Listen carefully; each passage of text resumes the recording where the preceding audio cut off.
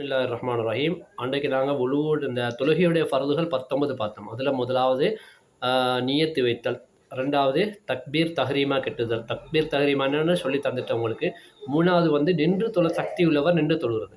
இன்னும் நின்று தொழுகிற சக்தி உள்ளவர் நின்று தொழணும், இல்லைன்னா உட்காந்து தொழணும். நின்று தொழ முடியலைன்னா உட்காந்து தான் தொழணும். ஆனால் நின்று தொழுகிறவருக்கு எவ்வளோ கூலி கிடைக்குதோ அல்லாவிடத்தில் அதில் பாதி கூலி தான் உட்காந்து தொழுகிறவருக்கு கிடைக்கும். இப்போ இன்றைக்கி நிறைய குழப்பங்கள் வந்து என்ன கேட்டால் வந்து உட்காந்து தொலை சொல்லிக்க ஆகும் தானே என்று சொல்லி இந்த பள்ளிவாசலெல்லாம் கல்யாண வீடுமாய் நிறைய சேர் போட்டு கதிரைகள் போட்டு தரையில தான் உட்கார்ந்து தொலைச்சல் இருக்குது.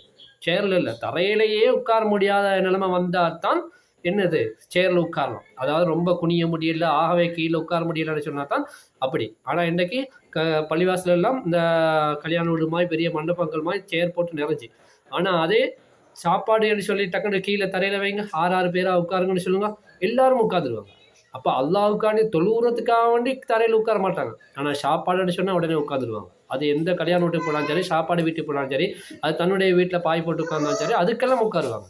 அல்லது கீழே ஒரு 1000 ரூபாத்தால் 5000 ரூபாத்தாலும் அப்படி உருட்டி விடுங்க, ஏன் அந்த காசு எடுங்கப்பா அப்படின்னு சொன்னால் உருண்டு போய் எடுத்துடுவாங்க.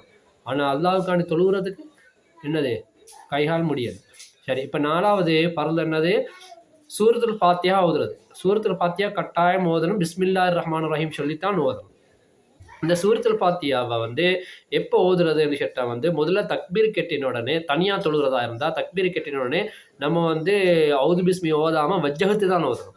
வஜ்ஜகத்து ஓதிட்டு சூரத்துல் ஃபாத்தியா ஓதிட்டு அதுக்கு பின்னால் ஒரு துணை சூறா ஒன்று ஓதணும். அவங்களுக்கு ஏற்கனவே சூறாக்கள் சொல்லி தந்திருக்கேன், குலோது பிரபுல் பல குலோது பிரபுனாஸ் அப்படியே தான் ஓதலாம்.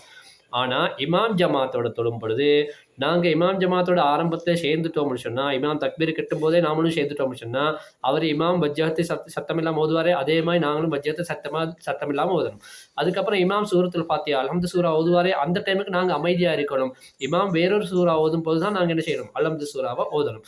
ஒருவேளை நாங்கள் இமாம் ஜமாத்துக்கு வருகின்ற பொழுது இமாம் வந்து அல்ஹம்து சூறா ஓதிட்டாங்க, எல்லாரும் வலல்லாலின் ஆமீன்னு சொல்லும்போது தான் நாங்கள் கை வந்து சேர்ந்துட்டோம் அப்படின்னு சொன்னாக்கா, இமாம் வேறொரு சூறா தானே ஓதுவார்.